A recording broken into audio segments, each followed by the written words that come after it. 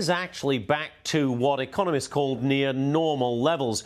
Joining us now, Maura Gillespie, founder and principal of BlueStack Strategy. She's also former advisor to Speaker John Boehner and Congressman Adam Kinzinger.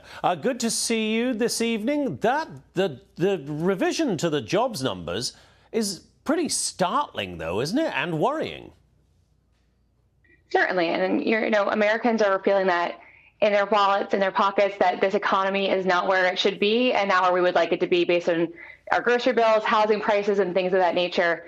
We're all feeling it, and it's something that Republicans down ballot really need a message on, because the American people largely in polls trust Republican policies to get our economy back on track, to get us to a place where we can build for the future. They also trust Republicans mostly on security, border security, and safety. These are issues that should be the message for Republicans, campaigning for November. And I think that that's where Democrats are, going to be hurting. I know Kamala Harris did put out an economy proposal, but has largely been criticized. And that's part of the nature of putting out a detailed plan. You're open to criticism. But I do think that Republicans down ballot, this is an opportunity to capitalize on this moment.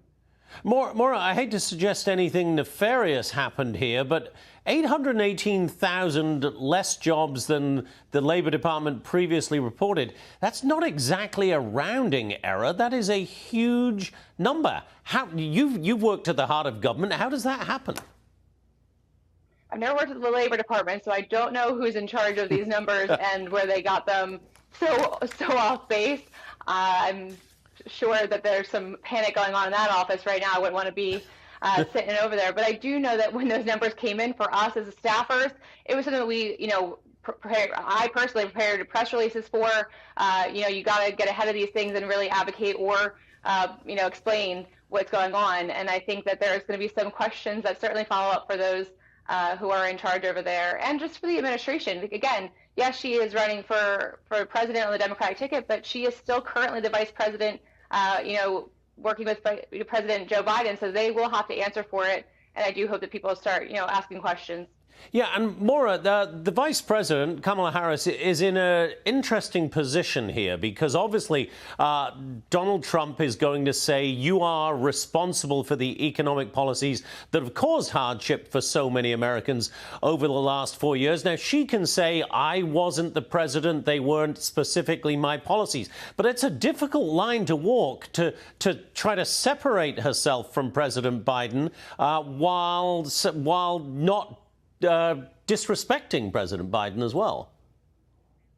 Yes, and you're seeing that at this, the DNC convention, the delicate line they're trying to walk, where they don't tout too much of the policies and her having this role in it, but also then touting her role in certain things. So it's going to be really interesting how they play it, especially with her speech coming up tomorrow night, or I guess tonight.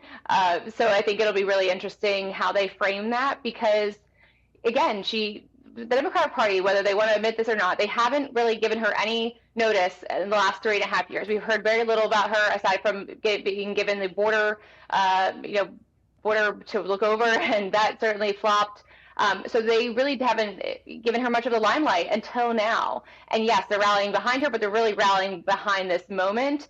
They're really using this convention not so much as Kamala's party. It seems to be more about they want to take over what Republicans have long been, which is the Big Tent party. It seems as though they're trying to celebrate this movement as opposed to her. So I wonder if that's a strategic plan to try and avoid some of the policy decisions of the Biden-Harris administration. Yeah, well, we shall see over the next 24 hours, and indeed over the 2 months or so from then up to Election Day. Maura Gillespie, thank you so much for being with us. Molly? All right.